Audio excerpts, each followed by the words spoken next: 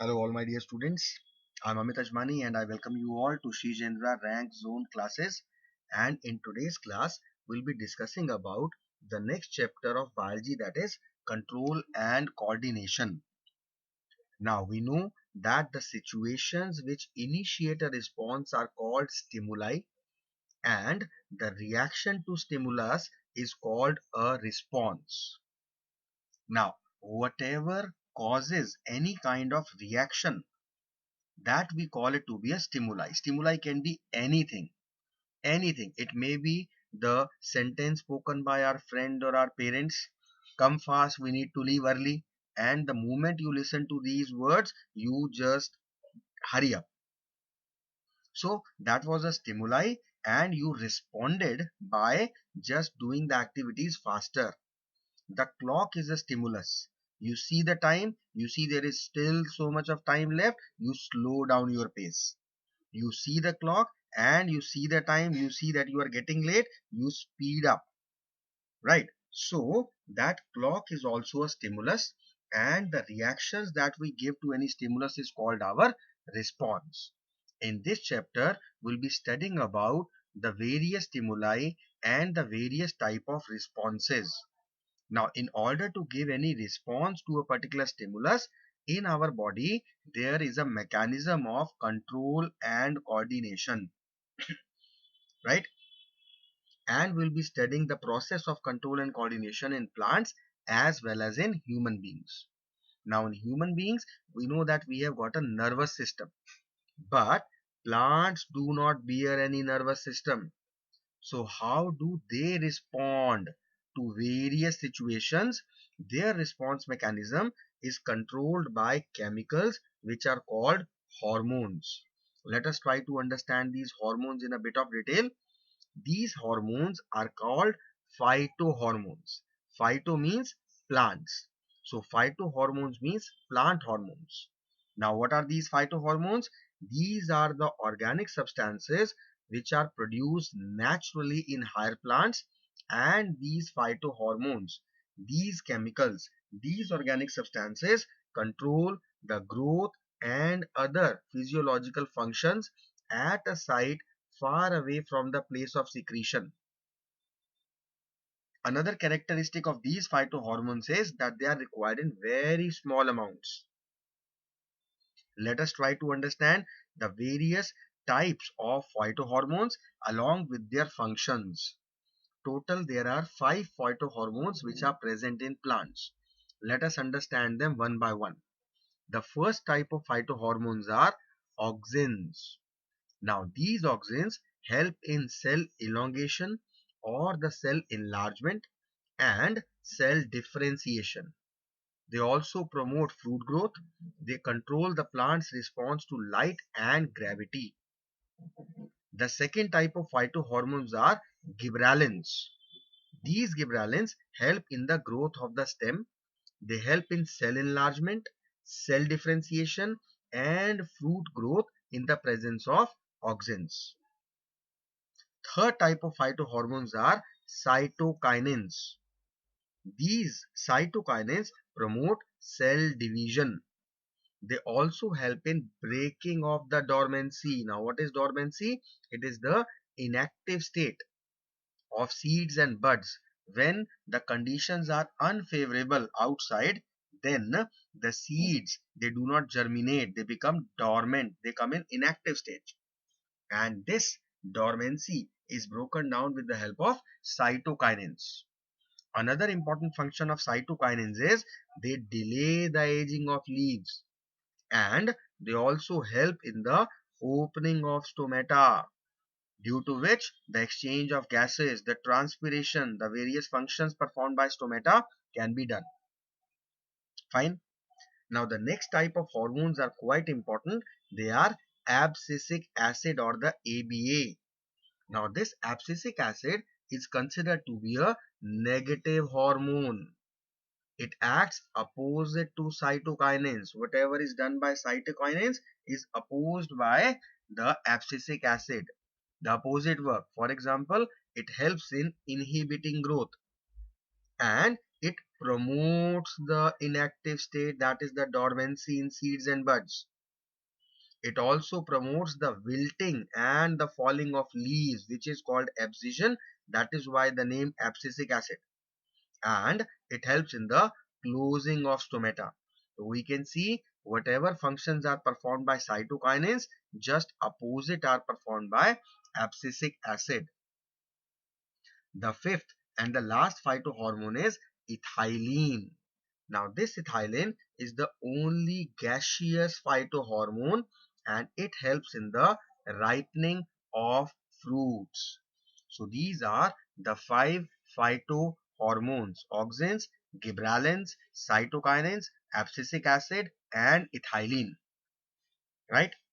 Now we will be discussing about the various responses of plants and parts of plants. And those responses are called tropism or tropic movements. Now what exactly is tropism or tropic movements? These are the movements of the parts of the plant in response to a given particular stimulus. The plants themselves cannot locomote. It is their parts which will be responding to any particular type of stimulus. Now, these tropisms or the tropic movements are of two types. One are positive and one are negative. What exactly are positive tropism and negative tropism? If the movement is towards the stimulus, then in that case it is called positive movement, and movement when the movement is away from the stimulus, it is called negative movement. Now there are different types of tropism depending upon the stimulus. Let us try to understand each one of them one by one. First is phototropism. Photo, we know it is light, and tropism is the movement. So what exactly will be phototropism? It is the movement shown by the parts of the plant in response to light. Now, different parts of plant show different type of phototropism. For example, the roots, they show negative phototropism. Why? Because they grow away from the light, deeper in the ground. And the shoots, they show positive phototropism because they grow towards the light. The second type of tropism is geotropism. Geo is gravity, tropism is movement. So what is geotropism? It is the movement shown by the parts of plant in response to geo, that means gravity. Now the roots show positive geotropism. Why? Because they are growing towards gravity in the downward direction. But the movement of shoot is away against the gravity as they just move and they grow upwards. That is why we say that the shoots show negative geotropism. Clear? Next type of tropic movement is hydrotropism. We know hydro is water and tropism is the movement of parts of plant in response to water. That is called hydrotropism. Now the roots, they show positive hydrotropism as they grow towards water. Next type of tropic movements are chemotropism. Now what is chemotropism? Chemo relates to the chemicals. So it will be the tropic movements or the movements of parts of the plant in response to chemicals. For example, we have studied that whenever pollen grains reach the flowers, then formation of pollen tube takes place in the flowers. This formation of pollen tube in flowers in response to pollen grains is an example of chemotropism. Right? Now, the next type of movements shown by plants are nastic movements. Now, in tropic movements, we have studied that the plants will either show positive tropism or show negative tropism. That means they will respond by making their movements toward the stimulus or away from the stimulus. So indirectly we can also say that the tropic movements are the directional movements. they will be taking place in a particular direction. That direction may be towards the stimulus or it may be away from the stimulus. But sometimes what happens is actually the plants are showing some kind of movements, but even though they are in response to a particular stimulus, but then also their direction is not specified. Such type of movements are called nastic movements or the non-directional movements. So what exactly are nastic movements? These are the movements which are determined by the structure of the responding organ, and it is a non-directional movement of turgor or growth. So many examples related to it. For example, the drooping of leaves in Mimosa pudica, which is also known as touch me not plant or chui mui. Now, when we touch the leaves of this Mimosa pudica plant, the leaves will droop down. Another example is the opening up of the petals of dandelion flowers in the morning in bright light and closing in the evening. Similarly, the closing of the petals of moonflower in the morning in bright light and opening at dark, these are all the examples of nastic movements. They are non-directional movements, right? Drooping of leaves in Mimosa pudica is a non-directional. If you will touch the leaves from upward, they will drop down. If you will touch it from down, then only they will droop down. So the drooping down of leaves, it is in the downward direction, whether the stimulus is coming of touching from the upward direction or from the sideways direction or from the downward direction. So we can say that it is not particularly in any direction which is related to the stimulus. So that is why they are called non-directional movements. Clear? Coming to the next type of movements, they are the curvature movements. Now what are curvature movements? Curvature movements are the changes in the orientation of plant parts with respect to others, like bending. For example, in telegraph plant, that is Desmodium gyrans, this type of curvature movements are observed. One another type of tropic movement is thigmotropism. Now what is meant by thigmo? It means pressure. So it is the growth response of plants in response to touch. One more term that we need to be acquainted with is seismonasty. Nasty is nastic movements. So seismonasty are the nastic response resulting from contact or any kind of mechanical disturbance, right? So these are the various types of plant movements shown by the parts of the plant in response to any particular stimulus, right? Next are photoperiods. Photo means light, period is duration. So what exactly are photoperiods? The length of the day during which sunlight is available to plants, that is called photoperiod. Now this photoperiod plays a very vital role on the overall development of plants, right?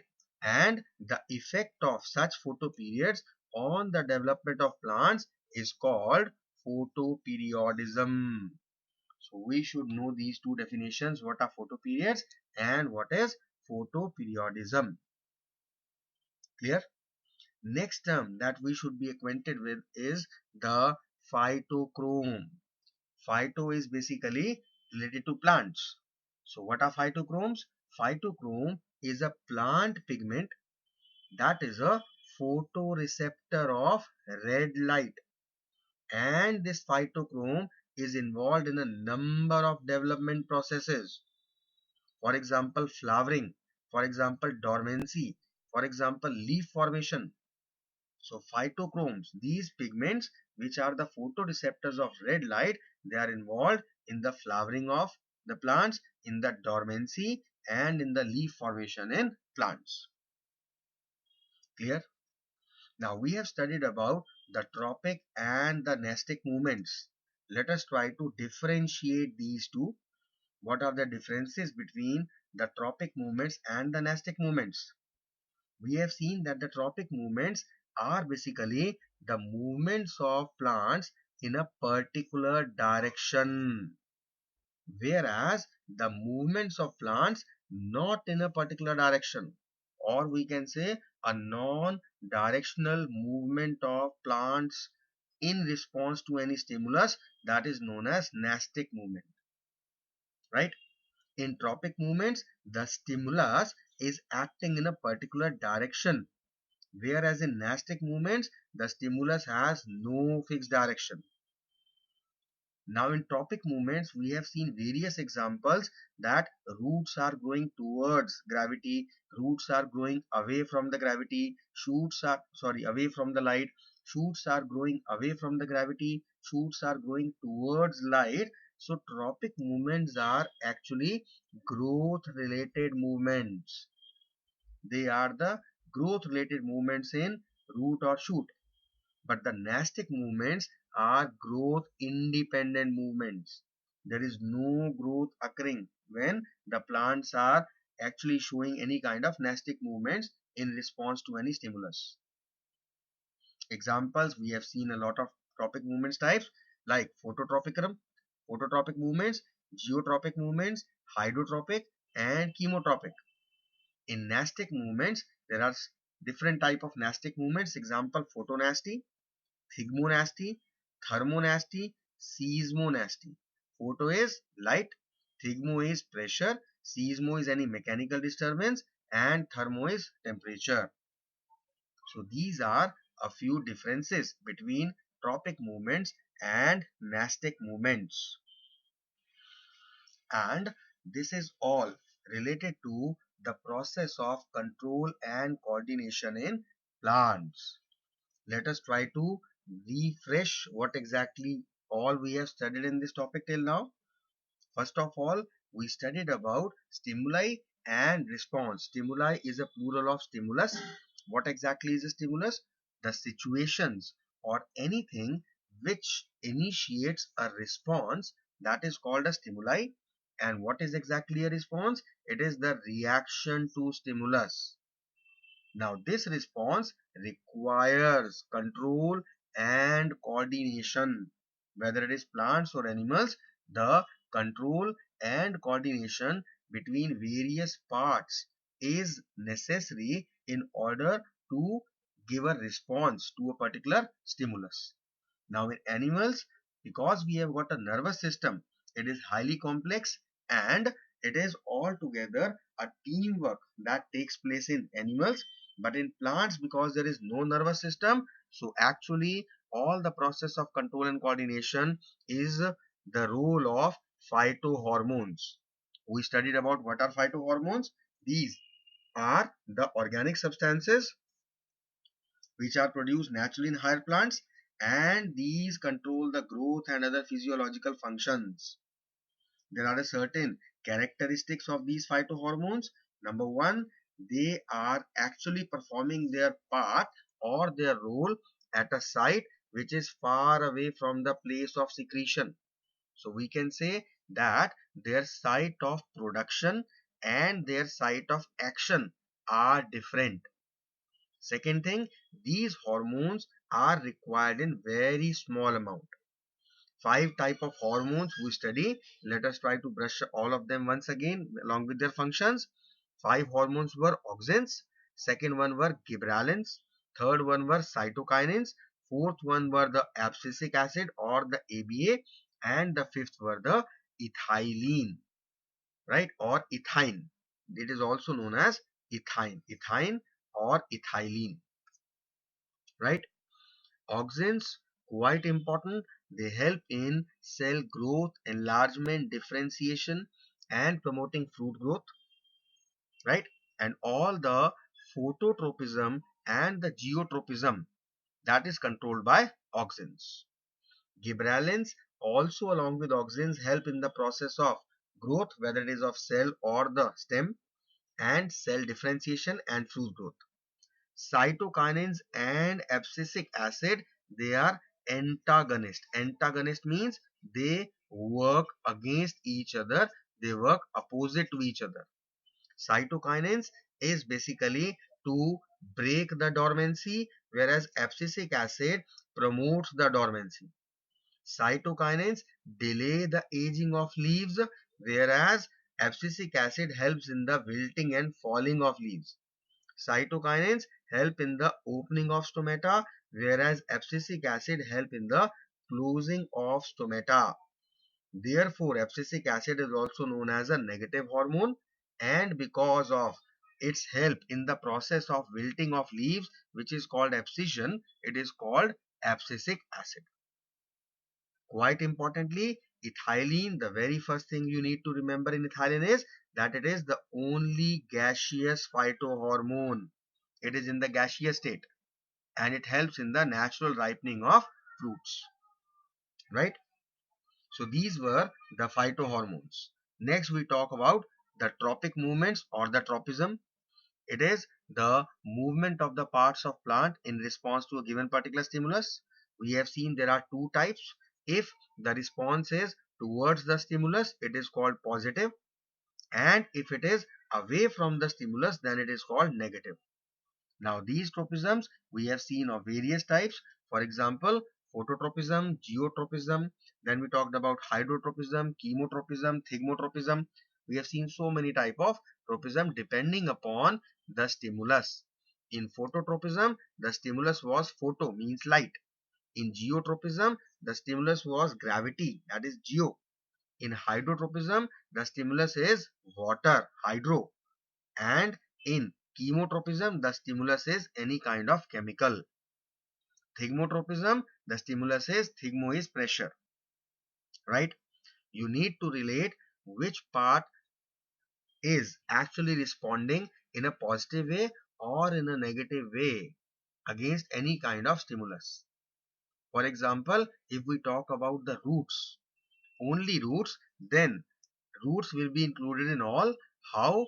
Roots, number one, they show negative phototropism because they grow away from light. Roots also show positive geotropism because they are growing in the downward direction towards gravity, and they show positive hydrotropism. So roots are showing these three type of responses: negative phototropism, positive geotropism, and positive hydrotropism. When we talk about the shoots, we have seen shoots show two type of tropic movements. Phototropism, they show a positive phototropism growing towards light, and they show negative geotropism growing away from the or going against gravity in the upward direction. Chemotropism, we need to remember the example, the formation of pollen tube in flowers in response to the pollen grains, that is chemotropism, right? Next, we studied about a few terms. One is nastic movements. These are the non-directional movements. Examples you need to remember. One is the Mimosa pudica, the drooping down of leaves. Another is dandelion flowers, the opening up of petals in the mornings and closing in the evening. And moonflower, whose petals close down in the morning and open at dark. So dandelion and moonflower are just acting opposite, right? Next are the curvature movements, the change in the orientation of plant parts. Example is telegraph plant. Then we talked about seismonasty. These are the nastic responses resulting from the contact or mechanical disturbances. We need to relate photoperiods and photoperiodism. Photoperiods are the duration for which sunlight is available to plants, and the effect of this photoperiod, that is the development of plant, is actually promoted or it is hindered. That effect is known as photoperiodism. Next, we talked about phytochromes, the photoreceptors of red light. These are plant pigments helping in the flowering, dormancy, and leaf formation in plants.